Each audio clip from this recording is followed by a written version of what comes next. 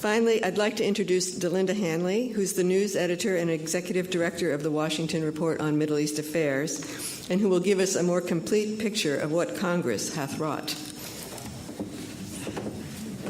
Thank you.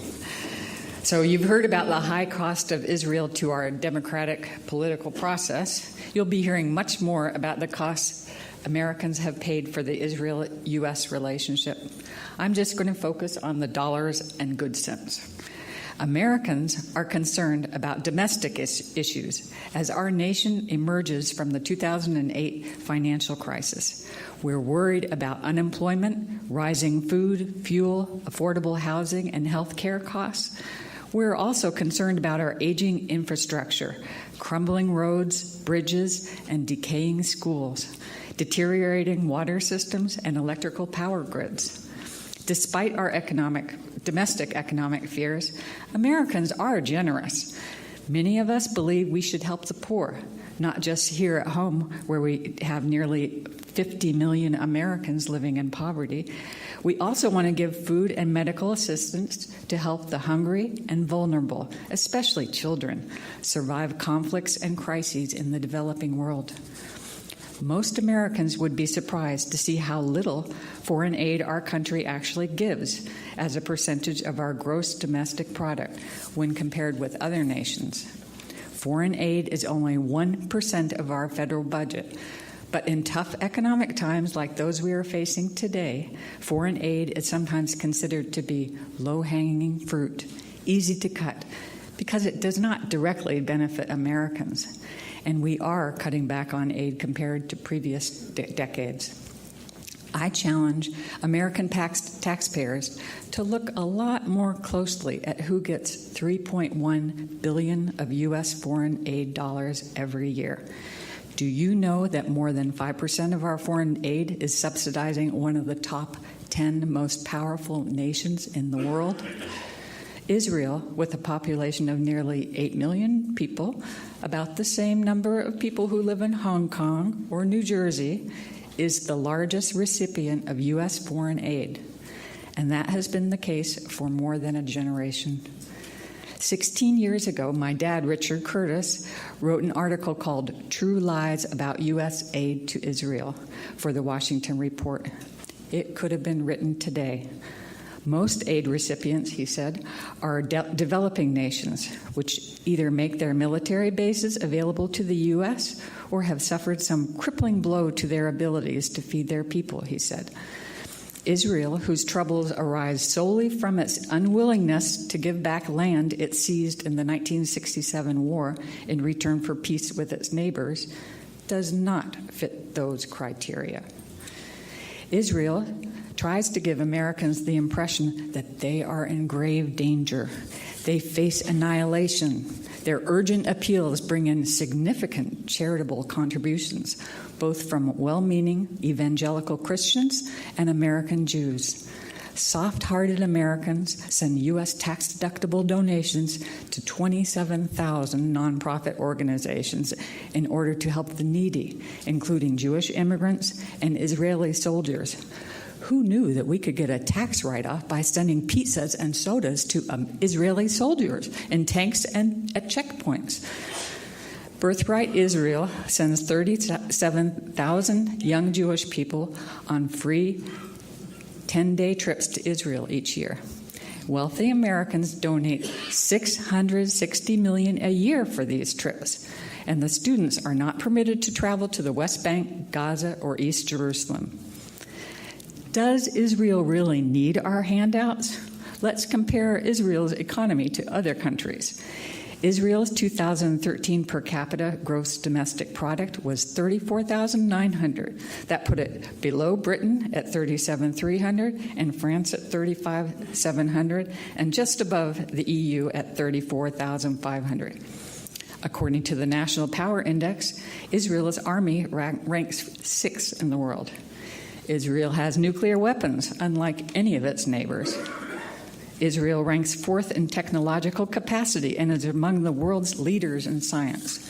According to Haaretz, Israel's unemployment rate is 6.2%, while America's is 7%, and Europe's Average unemployment is 12%. Israel ranks 15 on the UN Development Index, illustrating the high quality of life for Jews living in Israel. Israelis can expect to live until they're 81.8, and Americans' life expectancy is 78.6. Israel's state-funded health care is ranked 4th in the world, and the U.S. is in the bottom of Bloomberg's list of 48 countries. As I mentioned, Israel receives more than $3.1 billion in direct foreign assistance each year, which is roughly 1/5 of Americans' entire foreign aid budget. U.S. Secretary of Defense Chuck Hagel recently promised that this aid would not be reduced, even while he listed significant cuts to America's defense budget. In fact, in June 2013, the House Armed Services Committee voted to give Israel an extra $500 million in military aid for missile interception systems. President Barack Obama boasts that the U.S. has never given so much military aid to Israel as under his presidency. Cheryl MacArthur, the Washington Report's Congress Watch expert, tallies up U.S. aid to Israel for our magazine. As a conservative, defensible accounting of U.S. direct aid to Israel, MacArthur's estimate does not include the costs resulting from the U.S. invasion and occupation of Iraq. Hundreds of billions of dollars, which many believe to have been undertaken for the benefit of Israel.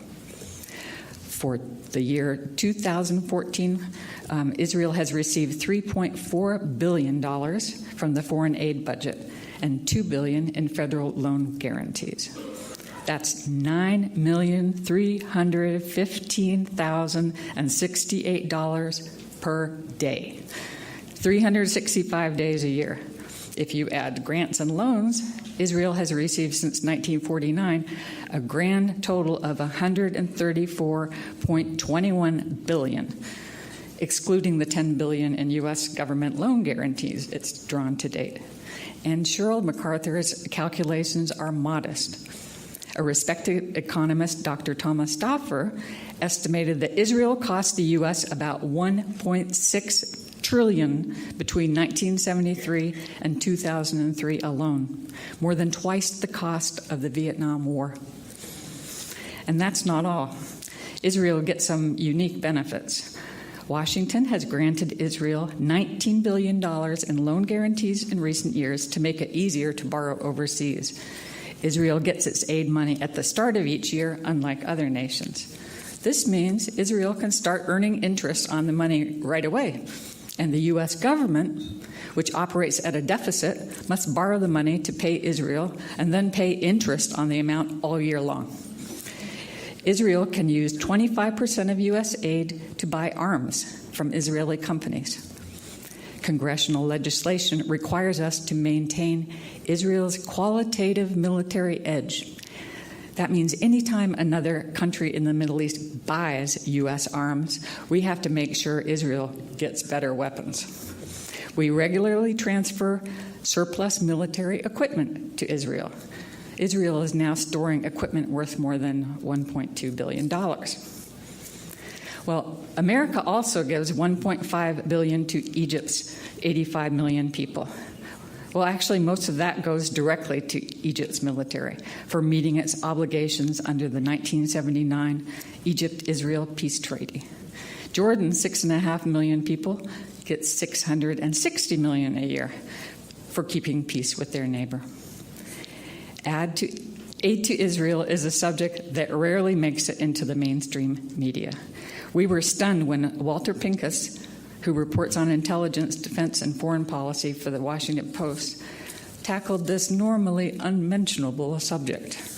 Days after Israel's cabinet cut nearly $2 million from Israel's own defense budget, on October 18, 2011, Pincus pointed out, if Israel can reduce its defense spending because of domestic economic problems, shouldn't the United States, which must cut military costs because of its major budget deficit, consider reducing its aid to Israel? I'd like to conclude by stating the obvious. The U.S. President and Congress give aid to Israel for domestic reasons, in order to please Jewish and evangelical Christian voters who are often more pro-Israeli than Israelis. It is mind-boggling that when it comes to Israel, U.S. taxpayers' largesse has no preconditions. Israel has a green light to use American tax revenue for military operations, which destroy Palestinian or Lebanese roads, water tanks, sewage lines, electrical power plants, and police stations, not to mention shops, homes, schools, orchards, and lives. Sometimes Israel demolishes projects like parks, playgrounds, ports, and other vital infrastructure paid for by American taxpayers and donors. It's past time to halt U.S. aid until Israel complies with UN resolutions, withdraws from the occupied territories, and makes peace. According to surveys, a growing number of Americans want Israeli aid levels the same, reduced, or canceled. With the prospect of prolonged fiscal austerity in the United States, overall American public support for foreign aid may diminish in the years ahead. Economic conditions in the United States should affect future aid to Israel. Cutting off aid to Israel is the logical and economical and ethical thing for Americans to do. Thank you.